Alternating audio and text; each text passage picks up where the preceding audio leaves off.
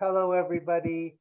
Good evening, good morning, a big welcome. I'm James Heimowitz, president of China Institute, and it's a delight to welcome you all and to just give some opening remarks before we start on what promises to be a really interesting program.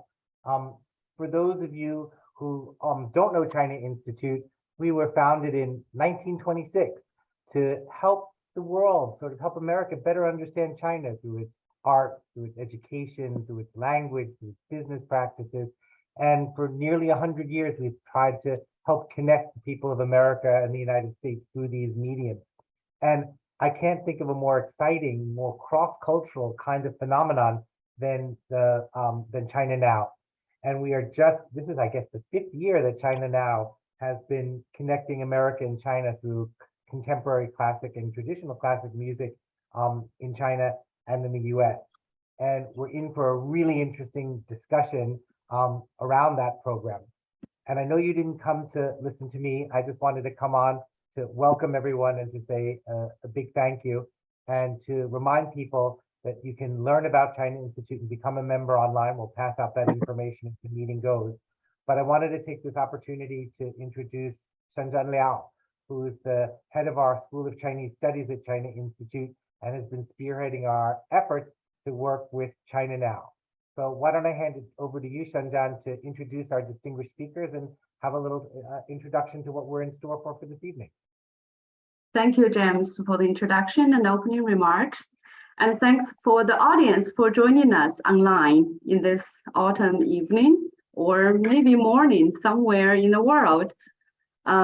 Just for housekeeping, we will have Q&A after a dialogue with our distinguished speakers, but feel free to submit your questions by using the Q&A button at the bottom of your screen.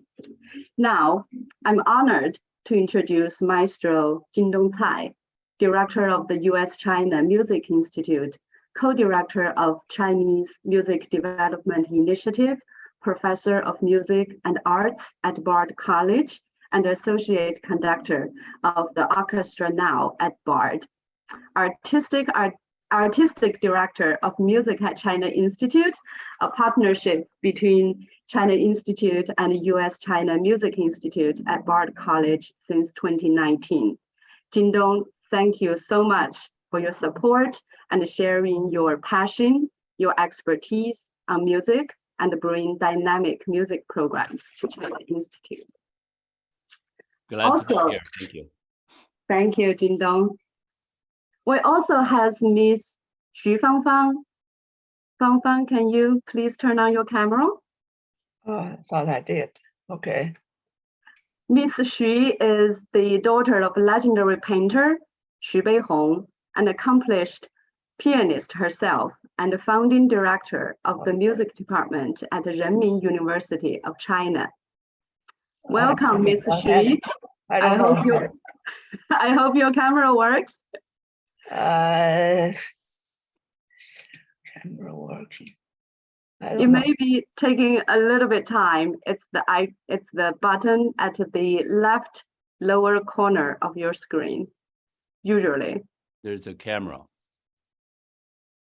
Yeah, hey Bob, can you look at here? Great. Okay, here you yeah, are. I'm on. Yeah. Great, thank you. Welcome, Ms. Xu. I still remember you came to talk at China Institute's Renwen Society when your memoir, Galloping Horses, artist Xu Beihong and his family in Mao's China, was published in 2018. For the 2022 China Now Music Festival, Ms. Xu returns to the stage to perform the world premiere of a once lost piece, which we will get to hear the story in today's program. So it's such an honor to have both of you on the program for this evening. My first question is for Maestro Cai. One reason we are here to have the program today is because of your concert, Journey to the East, at Lincoln Center this coming Saturday, with an amazing array of music from early 20th century China to Russia, to Taiwan and beyond. Can you talk about your thought process of putting this program together, especially given the world we are living today and all the changes that we are facing? Are there stories or messages this concert you are trying to deliver besides wonderful music itself? Thank you, Shenjian, for inviting me. And I'm so honored to be here with Fangfang, Xu Fangfang, and with the China Institute to present this talk. And this is our 5th year. The China Now Music Festival. The China Now Music Festival is aiming to introduce music from contemporary China. And we introduce music from traditional Chinese society, but also from contemporary. So overall cover quite a large range. And for this year, our focus is, we call it the East of West. So many people ask me, what does that mean, East of West? I think that's exactly what I hope for present is, East and West, it has been connected forever. So you cannot really define just something just East or just West, especially in the world of arts and music. And so that's what we want to present this year.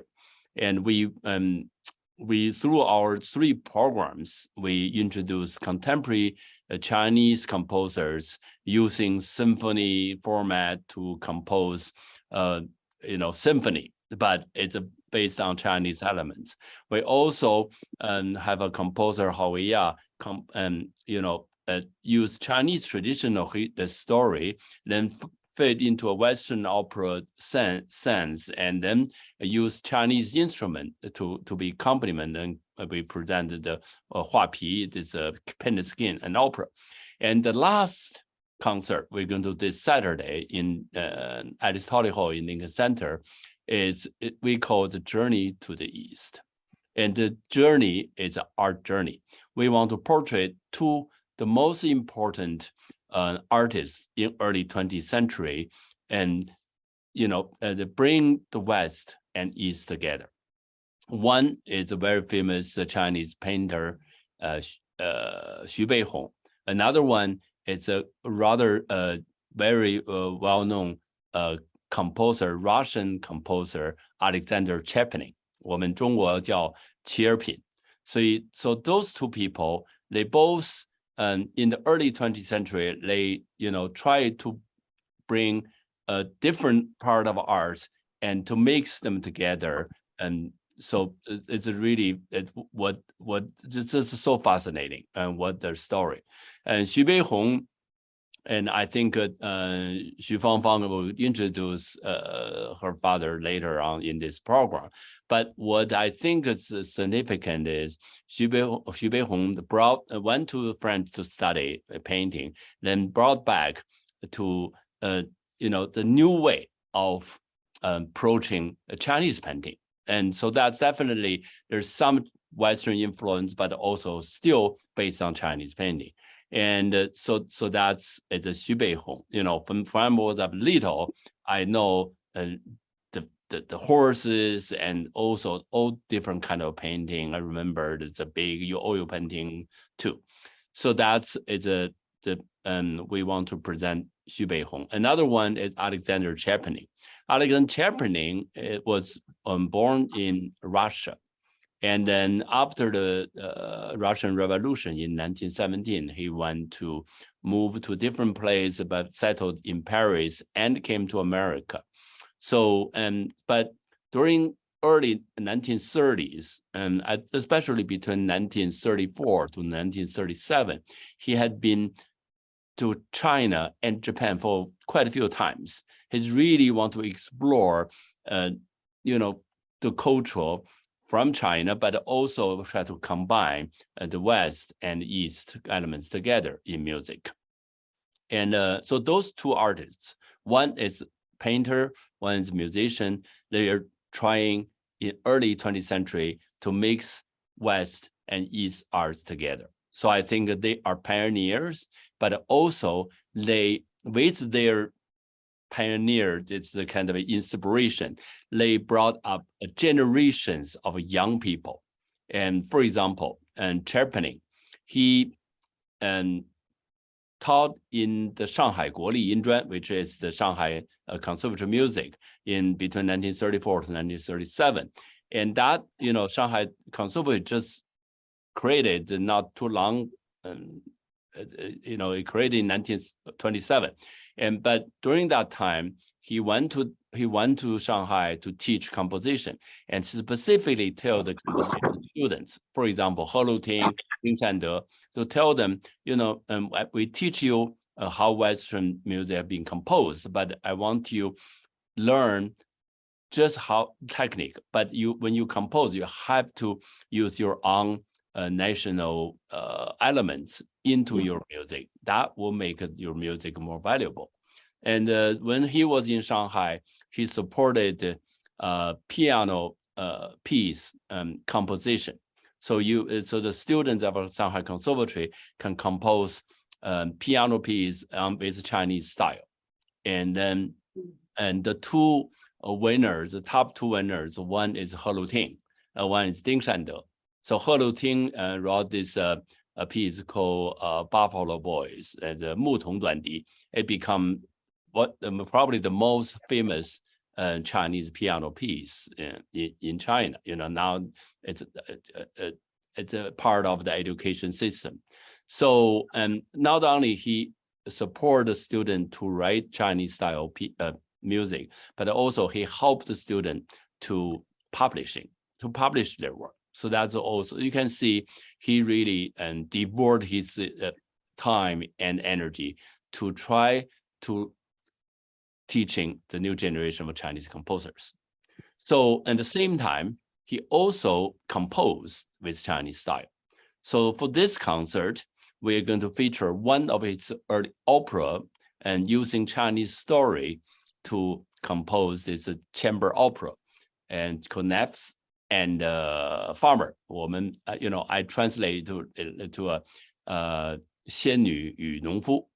And so this story basically it's you know, everyone knows that there's a fairy tale story, right? There's a farmer and he worked hard, but he has no family. And one day there's just, you know, it's a fairy came along, and so then she stayed with him and lived there for like 20 years, and until suddenly she had to go back to her where she came from. So this story, it's Tcherepnin composed in 1930s and then revised in 1940s. And basically, when he left China, he went to Paris, and then he revised this one for the soprano, Chinese soprano Zhou Xiaoyan, to premiere in Paris. So it's a very, very beautiful piece. And so we're going to present that. And also, we're going to present two pieces by his student, Jiang Wenye. And so that, I think Fangfang will discuss about his music, how Jiang Wenye and Xu Beihong and Tcherepnin, they all, you know, connected together. Of course, Jiang Wenye is the next younger generation. He was born in Taiwan, educated in Japan, and then when Tcherepnin went to Japan, and he found him and encouraged him to come to Shanghai. So then Jiang Wenye came to Shanghai, then basically stayed in China until he passed away in 1981. So you can see the concert program for me, it's a very unique experience to put the pieces together. And I always want to put the piece together. There's a logic and there's some learning, like an educational component, but also there's a variety of different style of music. And so that will make the program like alive, you know, make a program very interesting for people to not only listen to music, but through this program, they can make them to think, make them to elaborate, to think more about the music and beyond music. So that's what we're going to do with this concert. And we're going to, in this concert, it's on Saturday evening in Lincoln Center at Aristotle Hall.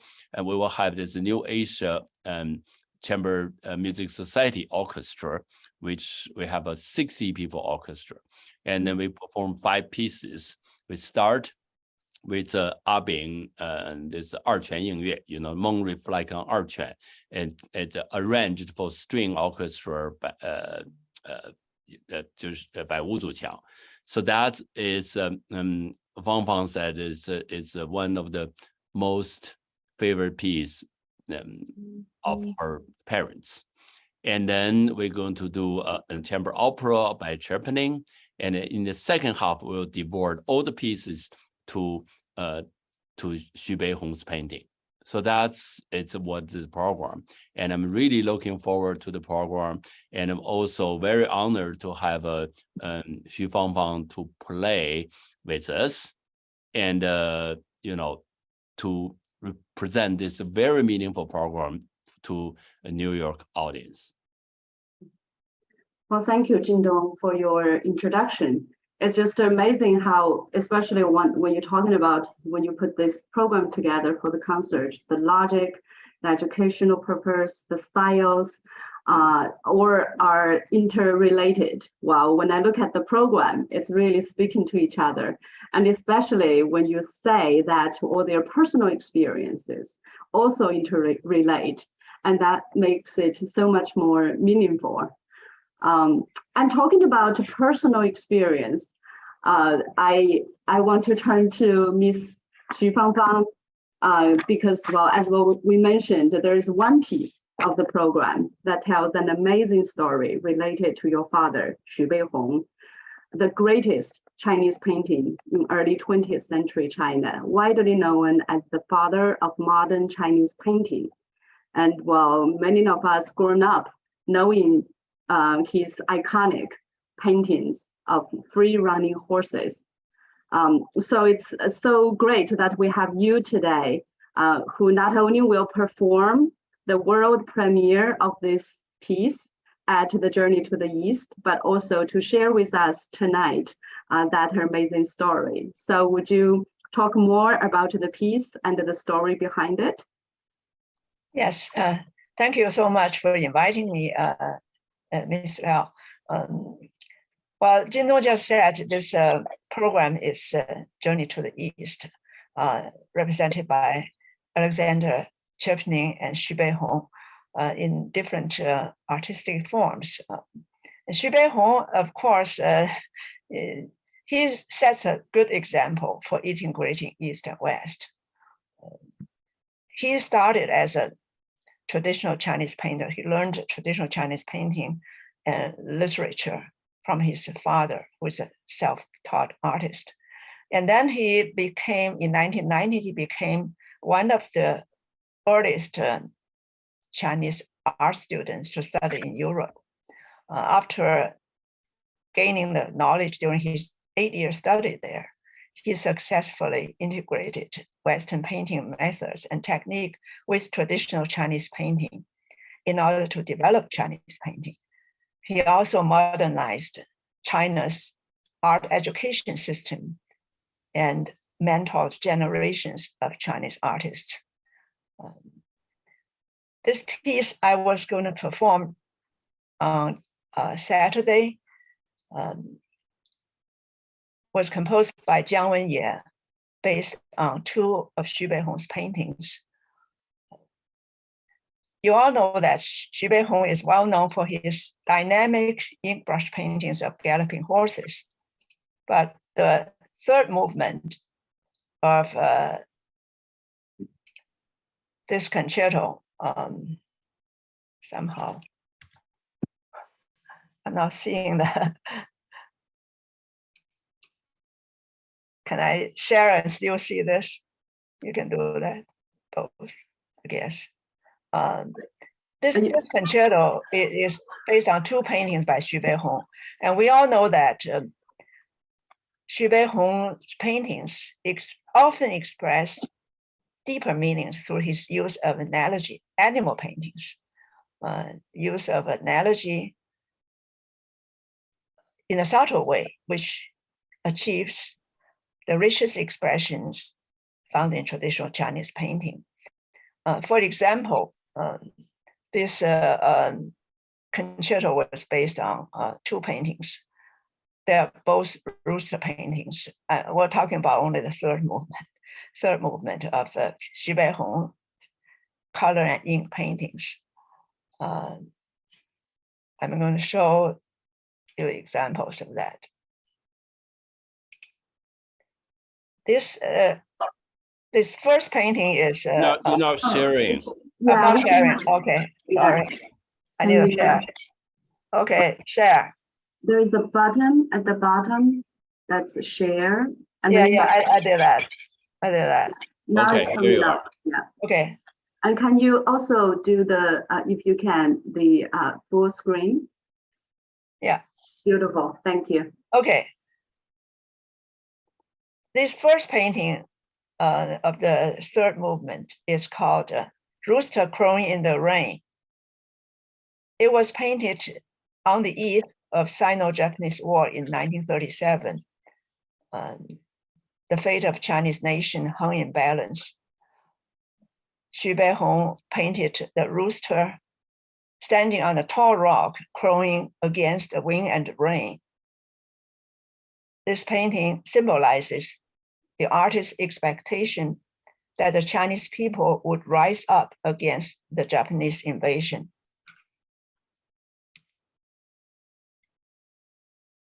The second painting that this movement is based on is called Recalling Past Valor.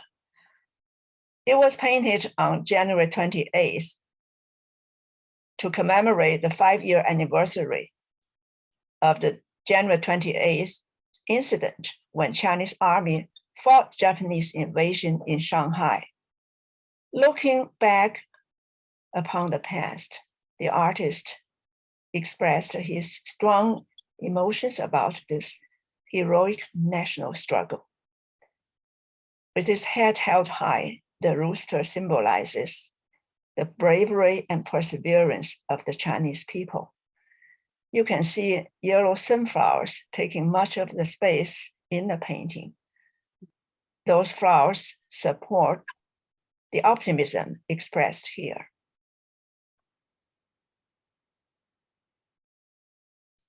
The manuscript of this, actually, let me tell you a little bit about the story of Jiang Wenye. He became a friend of my parents in the late 1940s when he taught composition at National Beijing Arts College, where my father was president. In 1950, Jiang Wenye became professor of composition in New China's Central Conservatory of Music. However, in 1957, he was branded a rightist during the anti-rightist campaign. He lost his professorship and the privilege of publishing his works. But he persisted in creating the piano concerto, Xu Beihong's color and ink paintings, to portray Xu Beihong's hope for a bright future for China. In 1964, he wrote this concerto particularly for me, Xu Beihong's teenage daughter, and a piano major at the Preparatory Music High School affiliated to the Central Conservatory of Music, hoping that someday I would perform this work for him. To him, that might be the only possibility that this major work during the latter part of his life to be known to the world. However, the manuscript of this the manuscript of the concerto lived through the China's social transformation during the latter half of the 20th century. In 1966, during the Cultural Revolution, the manuscript was lost, and only the third movement was recovered recently. if Jiang Wenye were alive today, he would be delighted to hear me performing the world premiere of this last work on October 22nd in Alice Tully Hall at Lincoln Center in New York.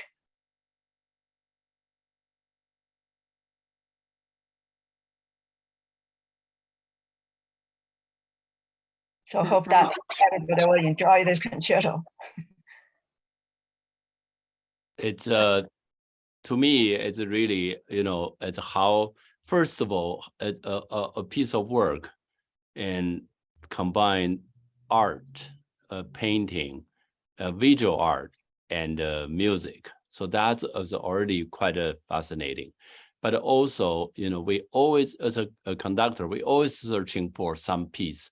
It's so meaningful, out of ordinary. And this concerto, this piano concerto, actually really is one of those pieces. And because it been lost, and only recent a few years ago it's recovered. So we actually, I know Xu Fangfang had been working on it from the manuscript to adapt into score, then change and then lay out all the parts. And it's take a lot of effort really to make piece like this to really present to the audience. I'm really looking forward to hear, to perform this piece and to present this piece to the New York audience. And the same concert, we're also doing Jiang Wenye's another piece, and it's called Taiwan Is Alive. So Jiang Wenye, as Fangfang mentioned, his life is really, it went through this whole world, start from Taiwan. He was born in Taiwan, and then he went to Japan to get the education. Then he came to China, to Shanghai and Beijing, and lived there until he passed away. And his really life, it's a reflecting, it's this composer with international standards. And with he studied Western composing in Japan, and then when he came to China, he orchestrated this piece, and it's called Taiwan Is Alive. And it's a piece, actually, it's his work #1. It's the first orchestral piece I ever composed. And he composed this piece, the purpose is to enter a competition in 1936. And there's an Olympic music competition. Actually, he won a competition.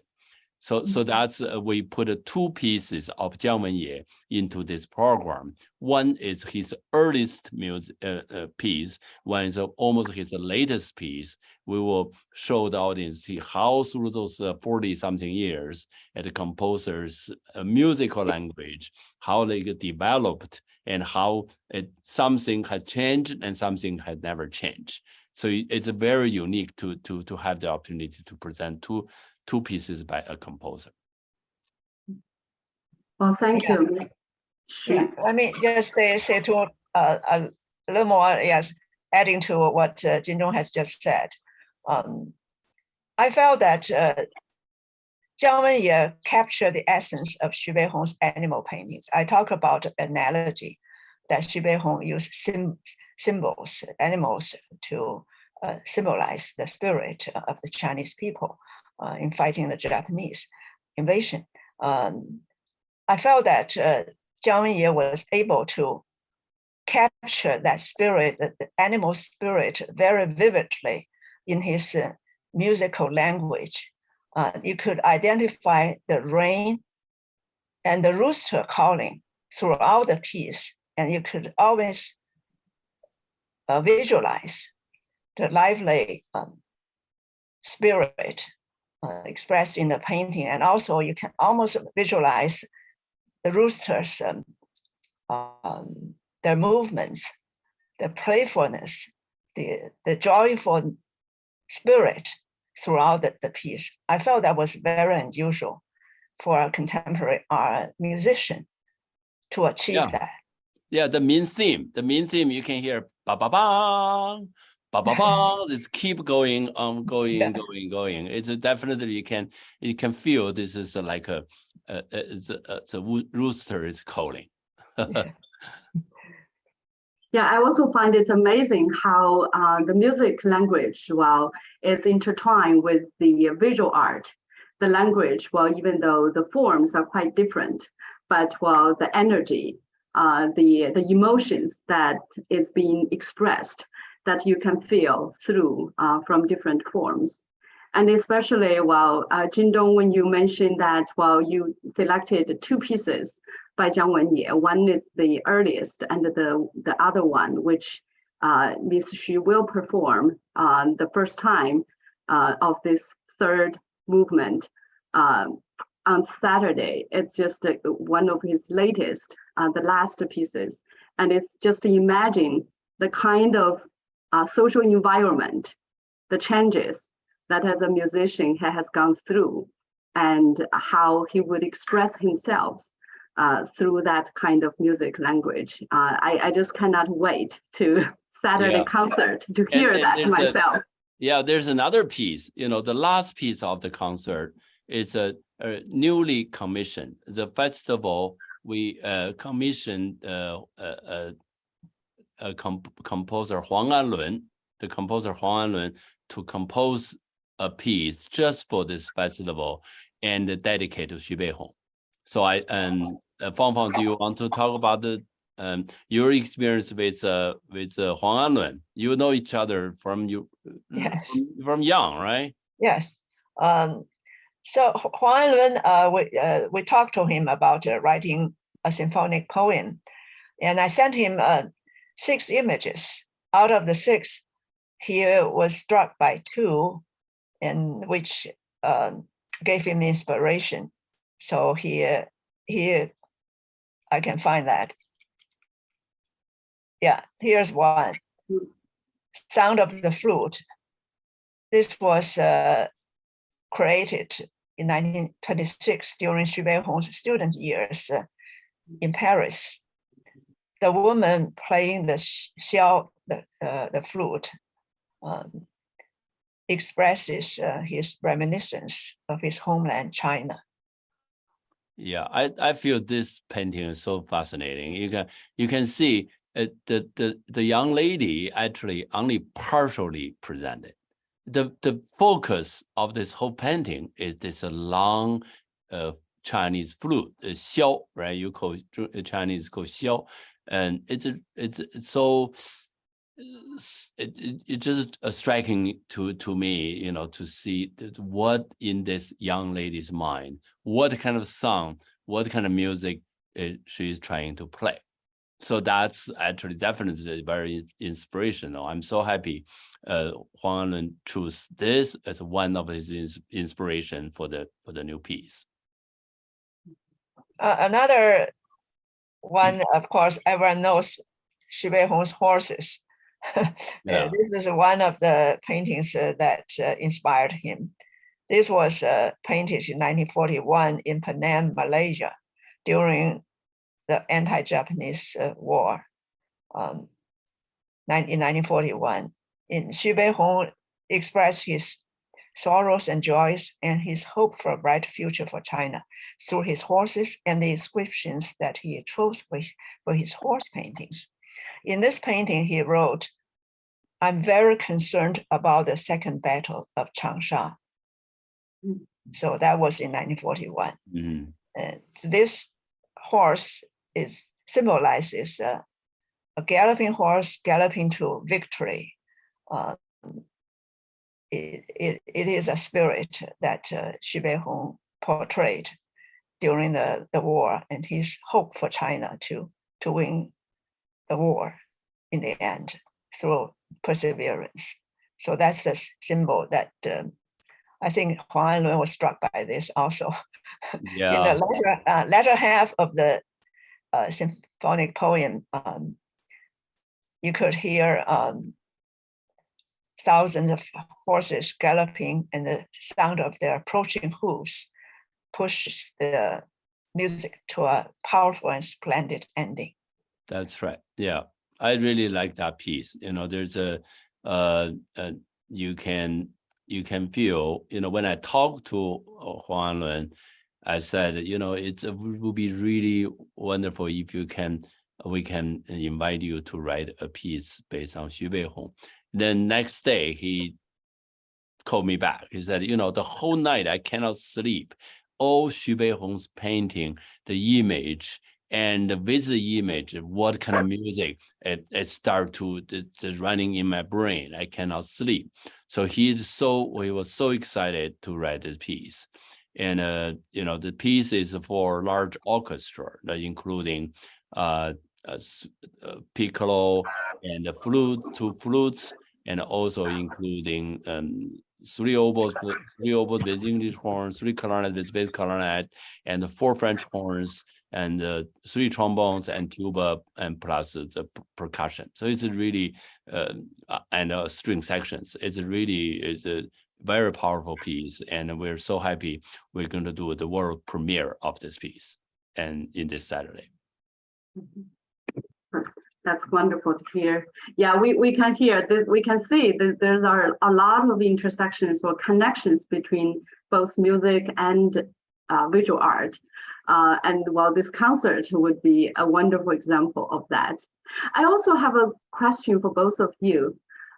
As musicians, Western trained musicians yourselves, because both of you are China-born, Western trained, and how would you characterize your personal journey between East and West?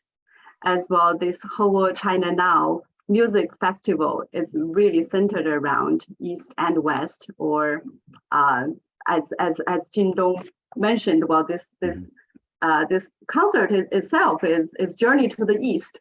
So perhaps, Jindong, would you start with your own journey?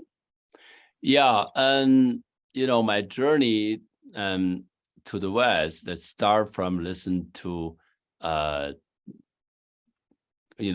some symphony or orchestra concert in China, and start with the Central Philharmonic Society, 中央乐团. And later on, the most struck me was in 1979, and when Berlin Philharmonic came to China, to Beijing, with carry-on conducting, and Boston Symphony came to Beijing with C.Z. Ozawa conducting, and all those 2 conductor giants and the orchestras, it really struck me to say, if I really want to be a conductor, and then if I want to be conductor, I'm going to go to the West to study. So that's how I came to the United States, and to study at New England Conservatory, and later get a chance to study with Bernstein at Tanglewood, and then start to work as a conductor in the American Society. And after about 30 years in America, people always, when I go to conduct the orchestra, people always ask me the question to say, how you become a Western conductor? What about the Chinese music? Can you tell us something about the Chinese music? See, that make me realize, my roots is still in China, and it seems it's obviously, as a conductor, I'm in a unique position. I could introduce some music from contemporary China to the world. And in Chinese classical music history, during the West, when they have a Beethoven or Tchaikovsky or Mahler time, China hasn't really developed that the genre, the music form, and so we didn't have the environment to create Beethoven or Mahler or something. But in 21st century, I have been saying this for quite a few years. In 21st century, if you talk about the contemporary composers, and Chinese composer definitely just as great as some living composers in the West.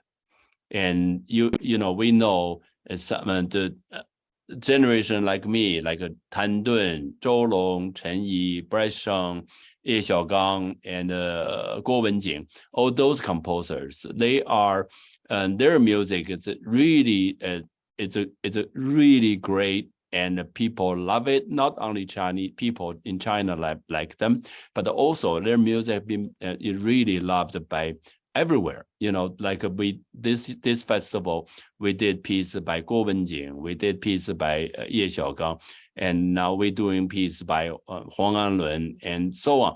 And when we rehearsal pieces orchestra, the orchestra members, they loved it, and they really feel like, yeah, we need to hear the music of our time. So that, the response is overwhelming, and that's what make me feel my job is worthy. And so that's what I think the U.S.-China Music Institute, one of the important mission for us is to showcase those talented Chinese composers, performers, and the Chinese music. And also together with educating the next generation. The students of the U.S.-China Music Institute not only study in depth about Chinese music, but also bring that music to the world and also connect it with the world culture. So I think, well, yeah, your work is absolutely important through the Institute. Yeah. And Ms. Xu, would you share your personal journey? Because as I just got a very brief glimpse of your life might be like, well, especially 1964, when Jiang Wenye composed that movement 3, or maybe the entire piece for you in honor of your father. That was only a few years before Cultural Revolution.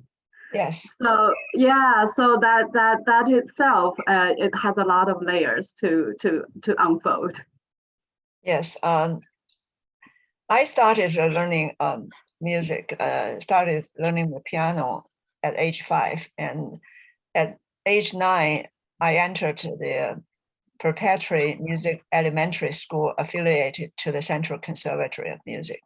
So I basically started in the Central Conservatory music system for 9 years before the Cultural Revolution broke out. I was 1 year short of graduating into a concert pianist career when my studies were interrupted.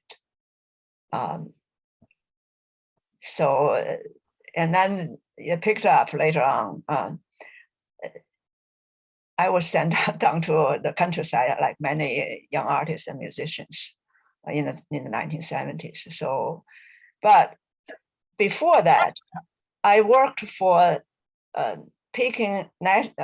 China National Peking Opera Company for a couple of years in the late 1960s as a accompanist, and participated in making the Red Lantern into a model opera. So that was a very unique experience, and one of my entry into traditional Chinese music and theater. And I was quite ignorant of Peking opera, and the opera singers were ignorant of Western music. So that was a very unique situation. We had the orchestra with Western instruments mixed with traditional Peking opera instruments to accompany the Red Lantern. So as a piano accompanist, I was trying to help the opera singers to get used to the harmony of Western instruments. So I wrote some piano music. I had studied traditional Peking opera tunes. I used some traditional Peking opera tunes to write the piano music to help accompany the singers' dance movement. And they loved it because there had not been any music to accompany their dance movement, their daily practice. And in this experience, I also came to realize how beautiful the art of Peking opera is and how rich its heritage. So when I came to the United States, I worked as a piano accompanist for an opera theater here in St. Louis. So I got another side of the experience of being a piano accompanist for another type of opera. So I actually, in my book, Galloping Horses, Artist Xu Beihong and His Family in China, I wrote one chapter on the making of model opera. I compared the orchestra, the pianist as an artistic coach for Western opera. Compare that to playing for Peking opera singers, the difference and the similarity. So that was, you're interested, you can read that chapter, The Making of Model Opera, in my book. So later on, I started performing Chinese piano music in St. Louis. And I found that Western Americans who had no experience to Chinese music, they loved those Chinese piano pieces that I performed solo.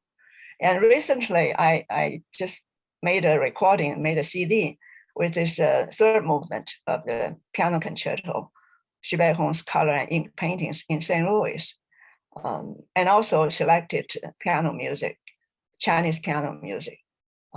I will do a CD signing following the concert on Saturday. So I found that American audience loved Chinese music. They were not exposed to that. And the musicians making the recording in St. Louis probably had never heard anything close to that. But I could say that except one Chinese student, all other musicians were American. And they were all enthusiastic and they all loved that piece. Mm-hmm. So that's very exciting that I'm participating in China Now Music Festival with Jindong and giving me a bigger opportunity to make Chinese music known to Western audience. Yeah, that's exactly what we are trying to do. You know, we try to connect the two worlds, the West and the East, through music. And I just saw there's an audience mentioned a question to say about Turandot, Puccini composed using Chinese music, Chinese elements into his opera. And that, you know, and we, for this year's festival, we introduced Hao Ya, who is a composer in the Central Conservatory. Hao Ya's opera, Hua Pi, it's from Liao Zhai story, and it's called Paint the Skin in English. And this opera we presented with American singers. So there are three characters. Two of them we portrayed as American professor and wife, and then the third character is the demon, which is a Chinese character. So we purposely casted this professor and wife as a non-Chinese singer, and they have to learn to sing in Chinese. So that's what I think is another thing in today's world that you can do. And if well-trained singers, they can sing in Italian, they can sing in French, and they can sing in Russian even. So why they cannot sing in Chinese? So that's you know, it's a new challenge to them, but it's not something challenge they cannot achieve. So they achieved really well, and the audience just you know, the audience is just so happy to hear, and they pronounce the Chinese well, and also it's a very meaningful the opera itself. Yeah, I also just saw a question from Marilyn from the audience that's more technical about Chinese music. What is the difference in the sound worlds of folk tunes and Western tunes? Do Chinese folk tunes sound better when played on traditional instruments, or can Western instruments do justice to these traditional folk tunes? Any instrument can play any kind of tune. It doesn't matter it's a Chinese or Western. You know, it's, I would say, I think the question have two layers. One is what's the difference between Chinese tune and Western tune, right? So Chinese music mostly use pentatonic scale. So which means there are 5 scales instead of 7 notes scale. And so that's the basic. Doesn't mean Chinese music doesn't use 7 notes, but they're based on pentatonic scale. Okay, another interesting thing for me, I would say through my research, I found is the difference between Western music and Chinese music is, Western music, and especially we talk about the classical music, and the composers always try to just say, I want to use music itself to express my feeling. But Chinese music, from ancient until now, always have something other than music itself. So if you see Western music, they're always a D major symphony, F minor sonata, or something. It's what they call absolute music, right? But in Chinese music, they're always titled 春江花月夜 or 二泉映月 or something, something related with mountains, related with rivers, related with mood, and any kind of thing they can relate to. So I think there's a significant difference between Western music and Chinese music when you see how they express themselves. And then another the big difference, Western music always is a composer oriented. So there's always piece of music composed by the composer, whoever that composer is, Haydn, Mozart, Beethoven, or someone.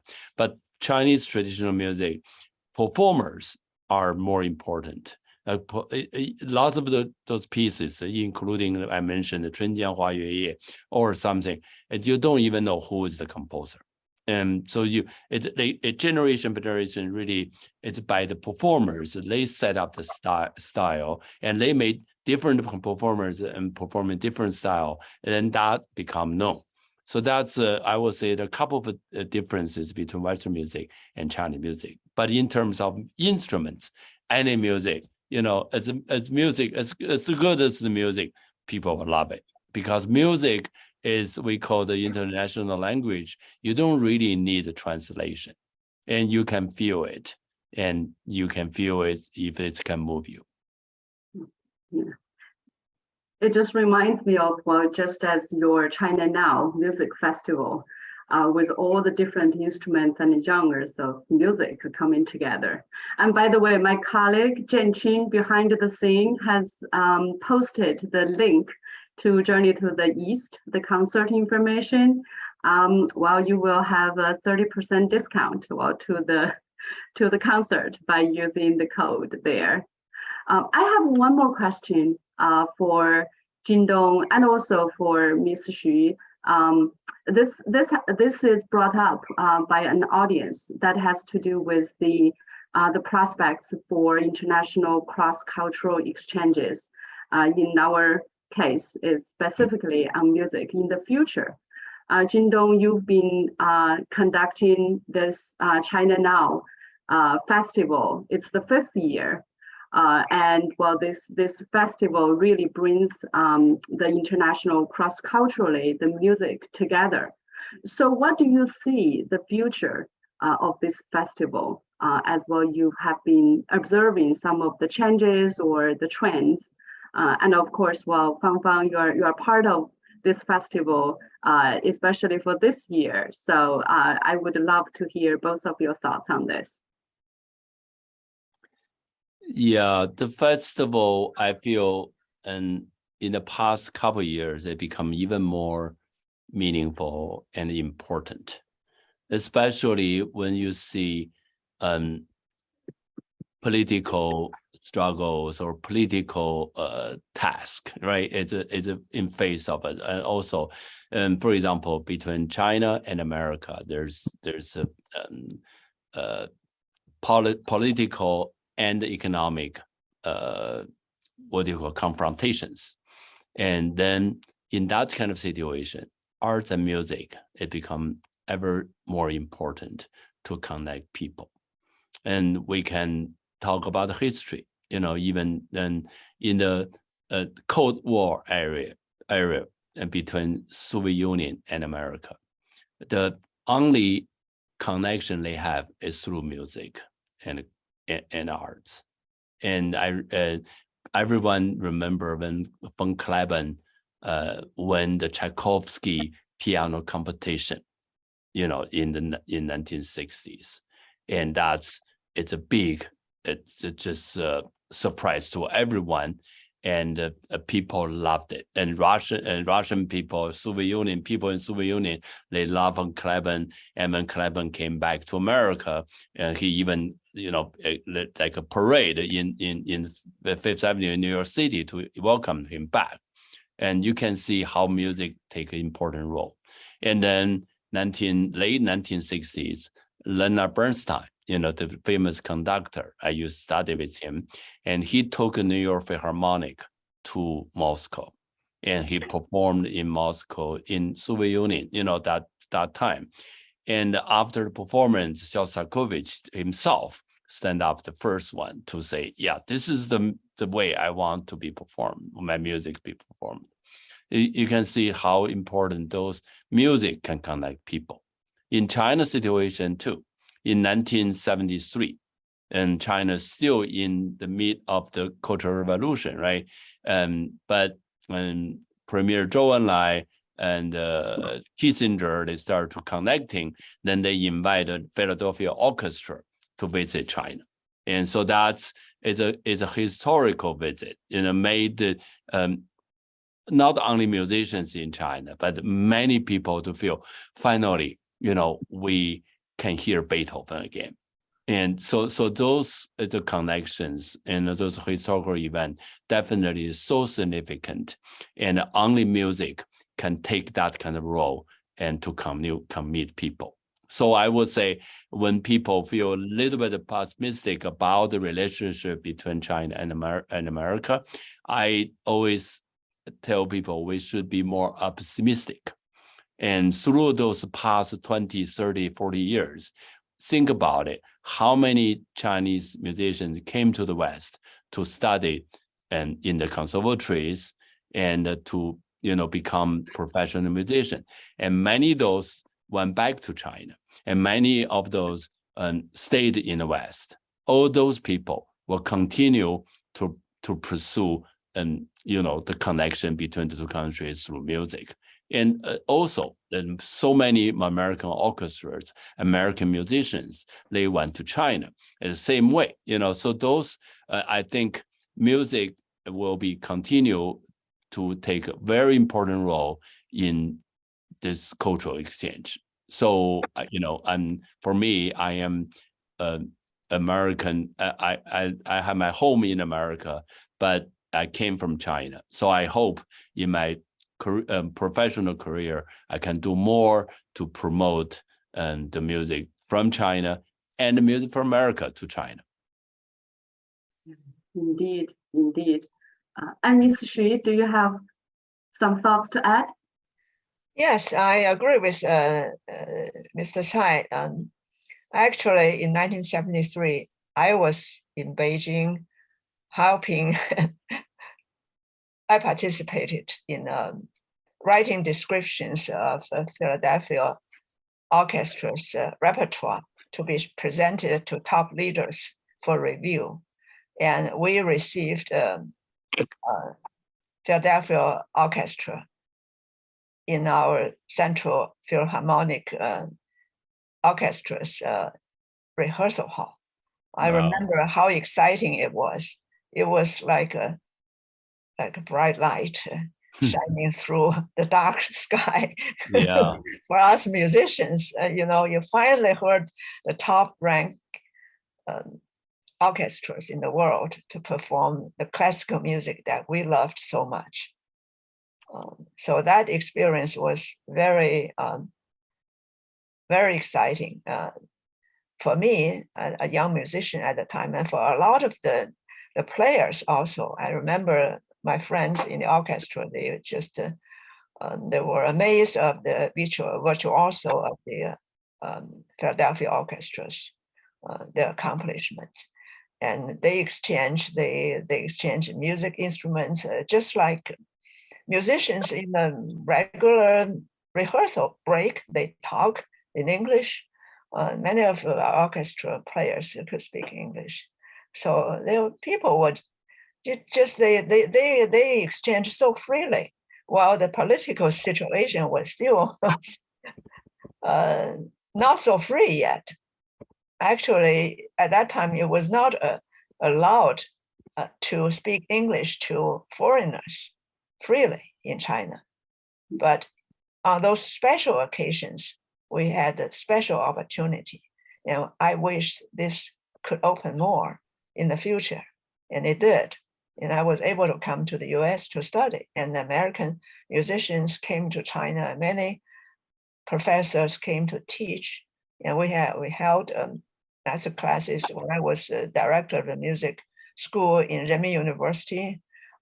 In China, we invited foreign musicians to teach and give master classes, and the students benefited quite a lot from that. And I wish that I hope that this exchange could continue. It's really, I think it's helping the world to be more peaceful. Yeah, that is the word. Music helps the world to be more peaceful. Yeah. Well, thank you so much. Well, give us a lot of optimistic spirit and music to enjoy and to appreciate and to think about. And really, truly, your work, both are so important.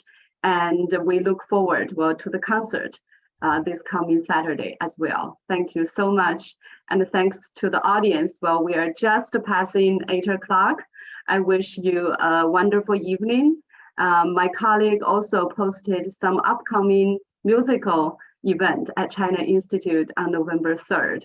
As well, we come together to enjoy the music. That's something that connects human nature as well. Thanks, Fangfang and Jindong, for joining this program. And I wish to see you next time at China Institute in our program as well. Thank you. Thank you. Thank you. Thank you, everyone. Have a good evening. Good night. Good night.